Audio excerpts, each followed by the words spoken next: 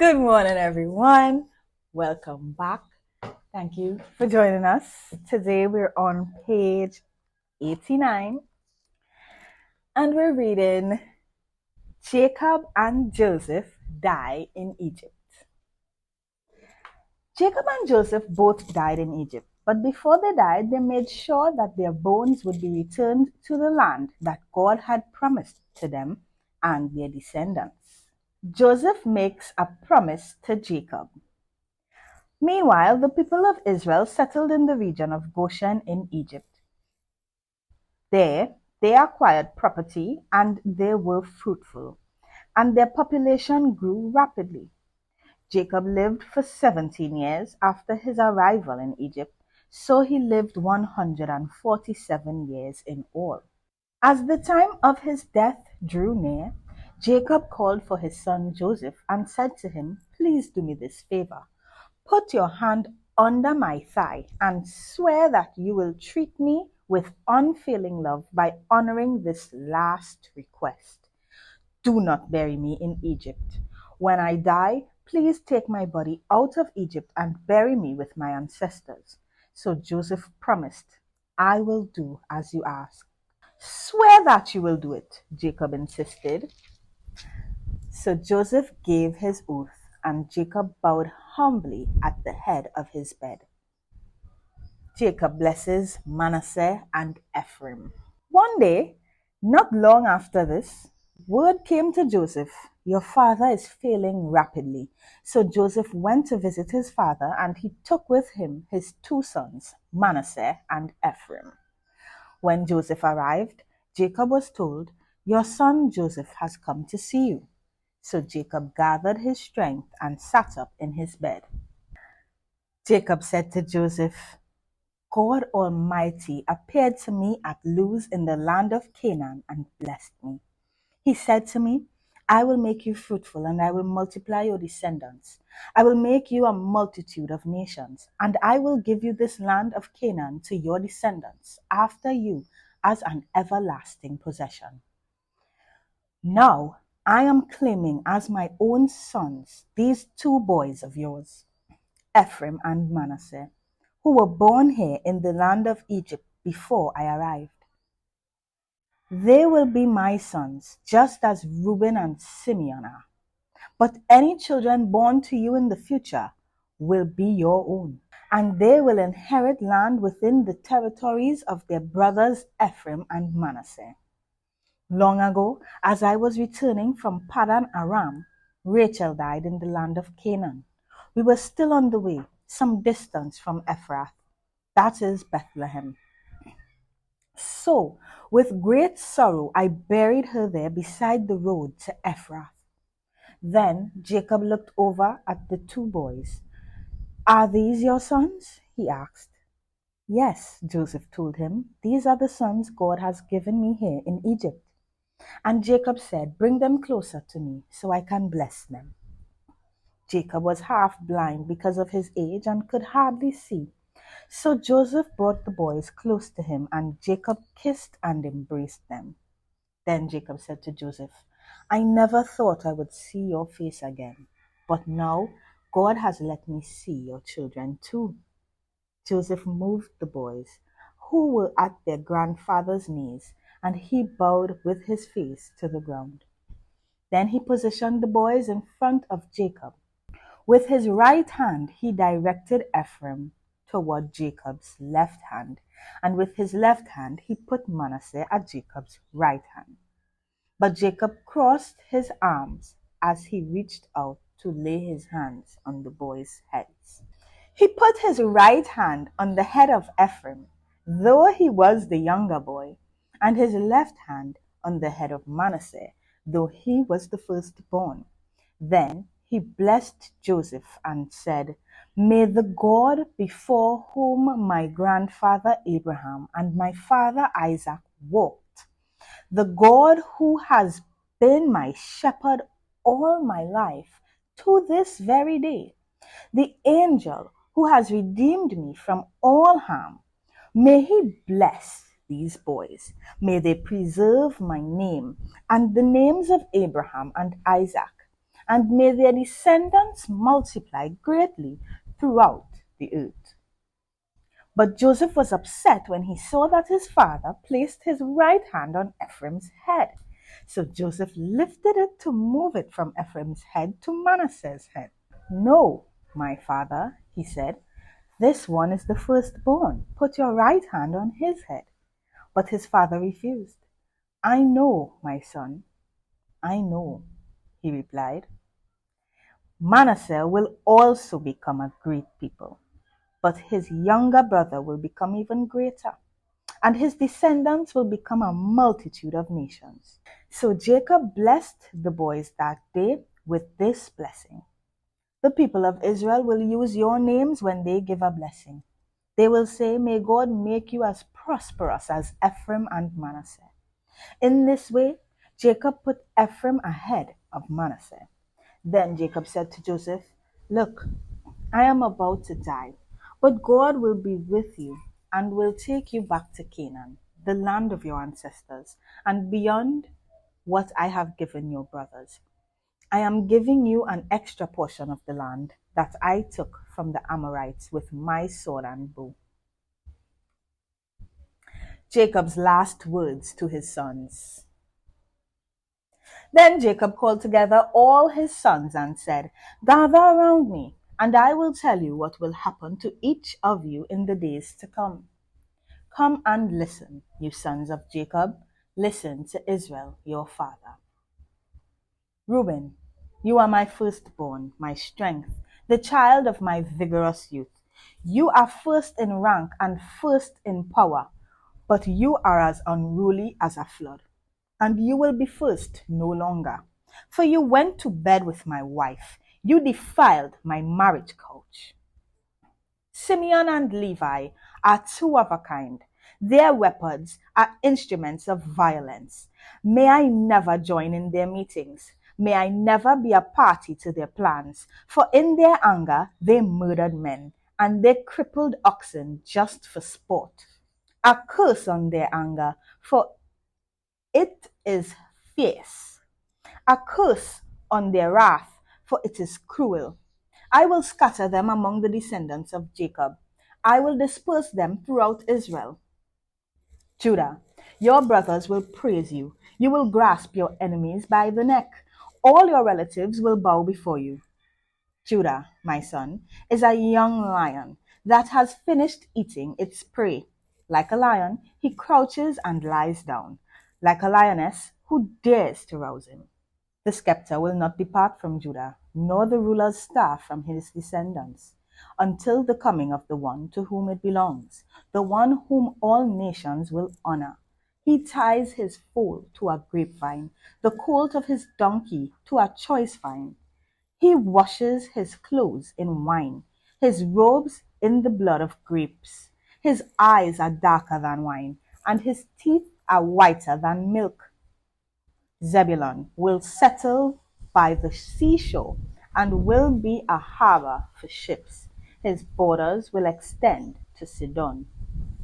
Issachar is a sturdy donkey, resting between two saddle packs. When he sees how good the countryside is and how pleasant the land, he will bend his shoulder to the load and submit himself to hard labor. Dan will govern his people. Like any other tribe in Israel, Dan will be a snake beside the road, a poisonous viper along the path that bites the horse's hooves, so its rider is thrown off. I trust in you for salvation, O Lord. Gad will be attacked by marauding bands, but he will attack them when they retreat. Asher will dine on rich foods and produce food fit for kings. Naphtali is a doe set free that bears beautiful fawns. Joseph is the foal of a wild donkey, the foal of a wild donkey at a spring, one of the wild donkeys on the ridge. Archers attacked him savagely. They shot at him and harassed him, but his bow remained taut, and his arms were strengthened by the hands of the mighty one of Jacob, by the shepherd, the rock of Israel. May the God of your father help you. May the Almighty bless you with the blessings of the heavens above, and blessings of the watery depths below, and blessings of the breasts and womb. May the blessings of your Father surpass the blessings of the ancient mountains, reaching to the heights of the eternal hills. May these blessings rest on the head of Joseph, who is a prince among his brothers. Benjamin is a ravenous wolf, devouring his enemies in the morning and dividing his plunder in the evening. These are the 12 tribes of Israel, and this is what their father said as he told his sons goodbye. He blessed each one with an appropriate message. Jacob's death and burial. Then Jacob instructed them, "Soon I will die and join my ancestors.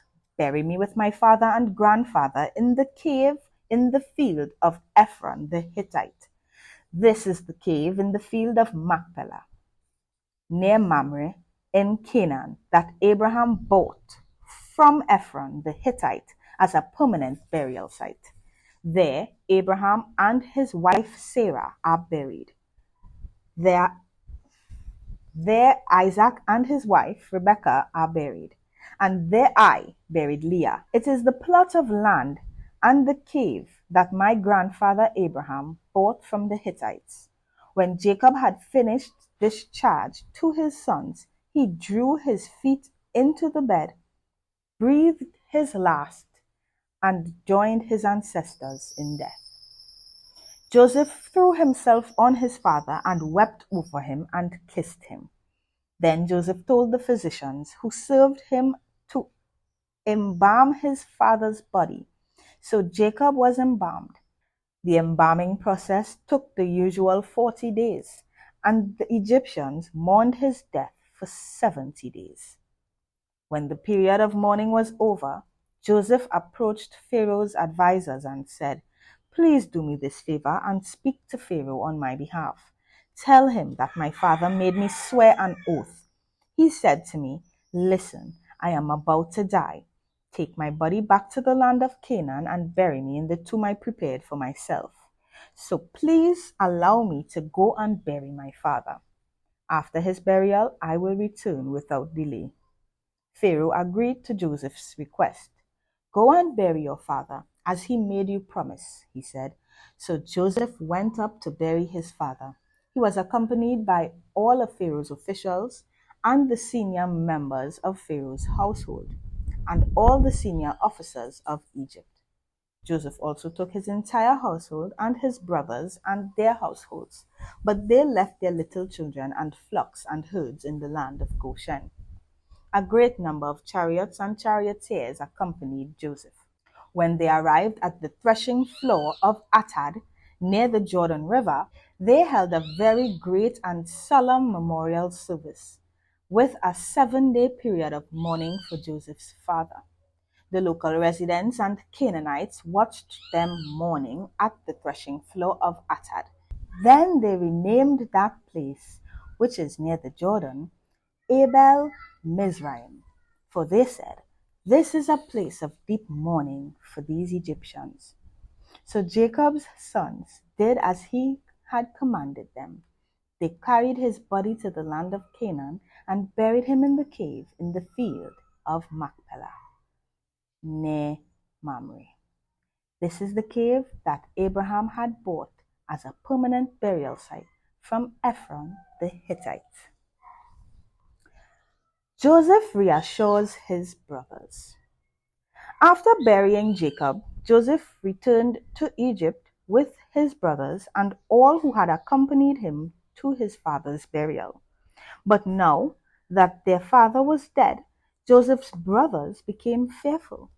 "Now Joseph will show his anger and pay us back for all the wrong we did to him." So they sent this message to Joseph: "Before your father died, he instructed us to say to you, 'Please forgive your brothers for the great wrong they did to you, for their sin in treating you so cruelly.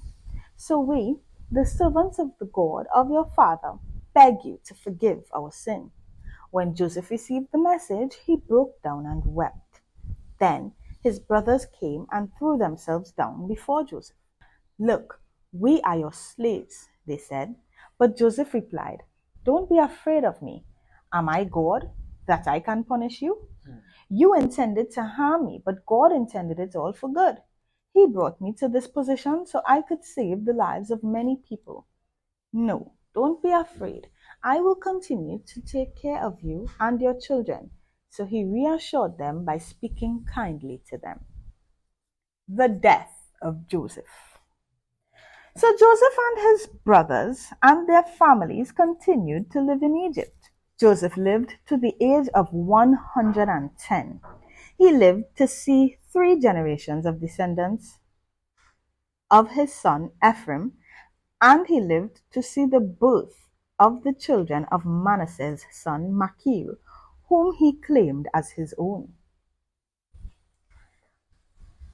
"Soon I will die," Joseph told his brothers, "but God will surely come to help you and lead you out of this land of Egypt. He will bring you back to the land he solemnly promised to give to Abraham, to Isaac, and to Jacob."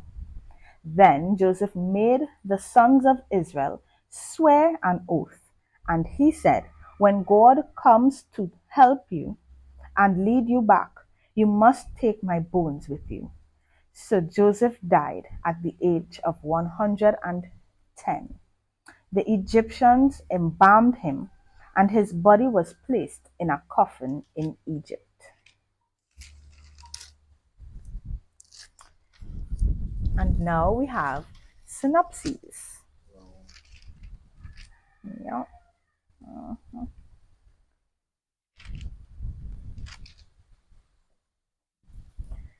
Jacob had Joseph promise to bury him in his homeland.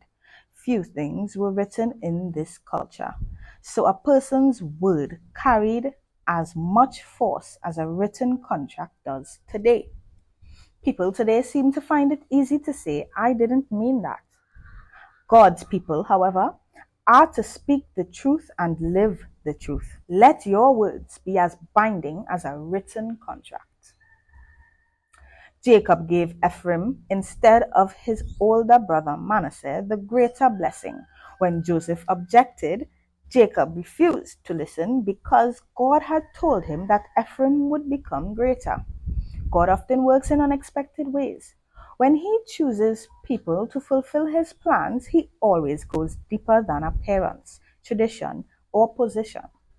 He sometimes surprises us by choosing the less obvious person, at least by human reasoning. God can use you to carry out his plans, even if you don't think you have all the qualifications.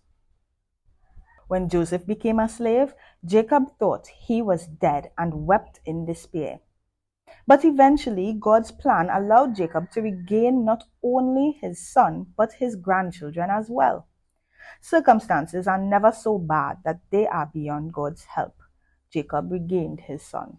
Job got a new family. Mary regained her brother Lazarus. We need never despair because we belong to a loving God. We don't yet know what good he may bring out of a seemingly hopeless situation. Jacob spoke of God as his shepherd throughout his life.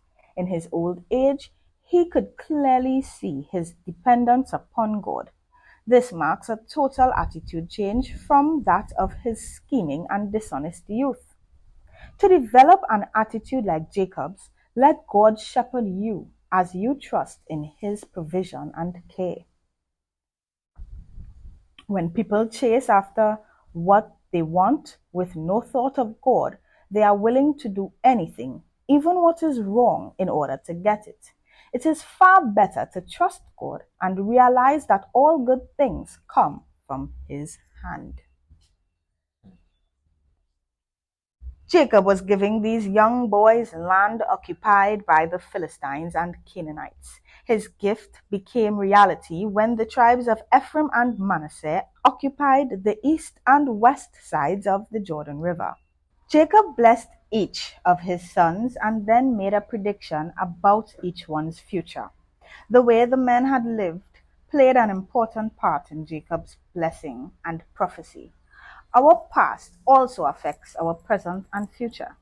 By sunrise tomorrow, our actions of today will have become part of the past, yet they will already have begun to shape the future.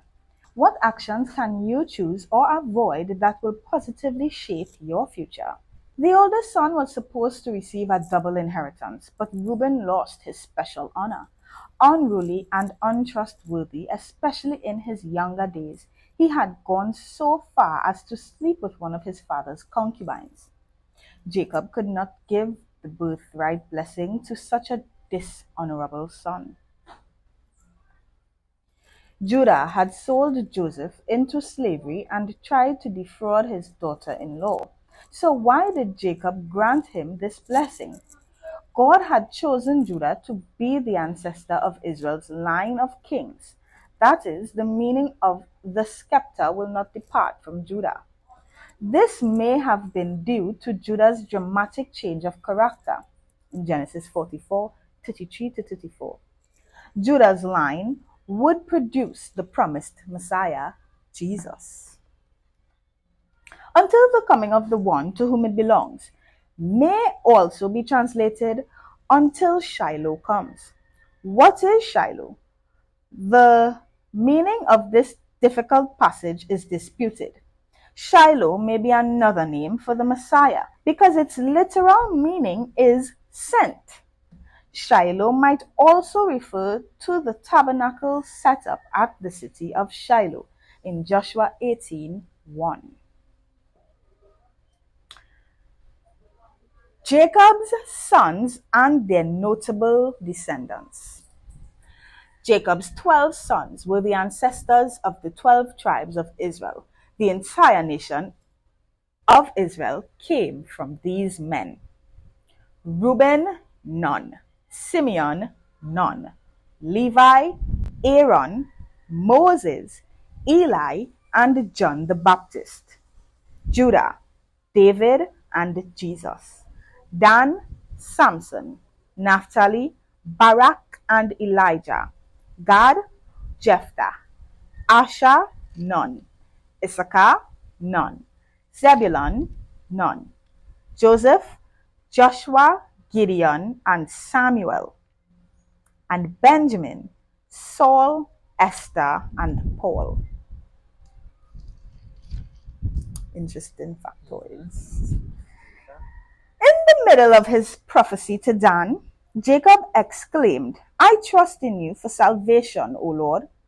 He was emphasizing to Dan that he would be a strong leader only if he trusted in God, not in his natural strength or ability.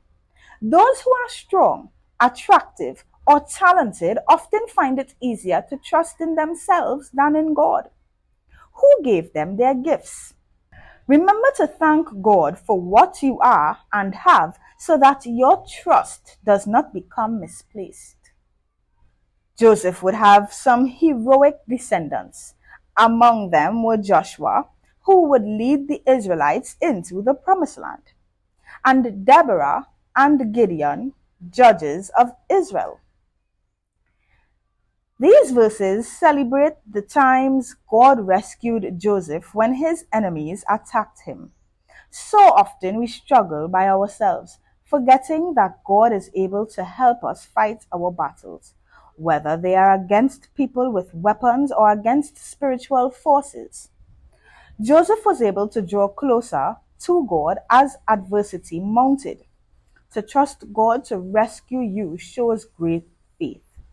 Can you trust Him when injury or persecution is directed at you? Such spiritual battles require teamwork between courageous, faithful people and a mighty God. When Jacob died at the age of 147, Joseph wept and mourned for months. When someone close to us dies, we need a long period of time to work through our grief. Crying and sharing our feelings with others helps us recover and go on with life. Allow yourself and others the freedom to grieve over the loss of a loved one, and give yourself time enough to complete your grieving process. Embalming was typical for Egyptians but unusual for nomadic shepherds, believing that the dead went to the next world in their physical bodies. The Egyptians embalmed bodies to preserve them so they could function in the world to come. Jacob's family allowed him to be embalmed as a sign of courtesy and respect to the Egyptians. Joseph had proven himself trustworthy as Pharaoh's advisor. Because of his good record, Pharaoh had little doubt that he would return to Egypt as promised after burying his father in Canaan. Privileges and freedom often result when we have demonstrated our trustworthiness. Since trust must be built gradually over time, take every opportunity to prove your reliability even in minor matters. Abraham had purchased the cave in the field of Machpelah as a burial place for his wife Sarah in Genesis 23 1 to 9. It was to be a burial place for his entire family. Jacob was Abraham's grandson, and Jacob's sons returned to Canaan to bury him in this cave along with Abraham and Isaac. Their desire to be buried in this cave expressed their faith in God's promise to give their descendants the land of Canaan. Now that Jacob, or Israel, was dead, the brothers feared revenge from Joseph. Could he really have forgiven them for selling him into slavery? But to their surprise, Joseph not only forgave them, but reassured them, offering to care for them and their families. Joseph's forgiveness was complete. He demonstrated how God graciously accepts us even though we don't deserve it. Because God forgives us even when we have ignored or rejected Him, we should graciously forgive others. God brought good from the brothers' evil deed. Potiphar's wife's false accusation, the cupbearer's neglect, and 7 years of famine. The experiences in Joseph's life taught him that God brings good from evil for those who trust him. Do you trust God enough to wait patiently for him to bring good out of bad situations? You can trust him because, as Joseph learned, God can overrule people's evil intentions to bring about his intended results. Joseph was ready to die. He had no doubt that God would keep his promise and one day bring the Israelites back to their homeland. What a tremendous example! The secret of that kind of faith is a lifetime of trusting God. Your faith is like a muscle. It grows with exercise, gaining strength over time. After a lifetime of exercising trust, your faith can be as strong as Joseph's. Then, at your death, you can be confident that God will fulfill all his promises to you and to all those faithful to him who may live after you. This verse sets the stage for what would begin to happen in Exodus and come to completion in Joshua. God was going to make Jacob's family into a great nation, lead them out of Egypt, and bring them into the land he had promised them. The nation would rely heavily on this promise, and Joseph emphasized his belief that God would do what he had promised. The book of Genesis gives us rich descriptions of the lives of many great men and women who walked with God. They sometimes succeeded and often failed. Yet we learn much by reading the biographies of these people. Where did they get their motivation and courage? They got it by realizing God was with them despite their inadequacies. Knowing this should encourage us to be faithful to God, to rely on Him for guidance, and to utilize the gifts and abilities He has given us. That was the readings of the morning. Thank you all so much for watching. If you're on YouTube, make sure you like the video, subscribe to the channel, comment and share it if you want to, and follow us on Twitch. Thank you all. Bye.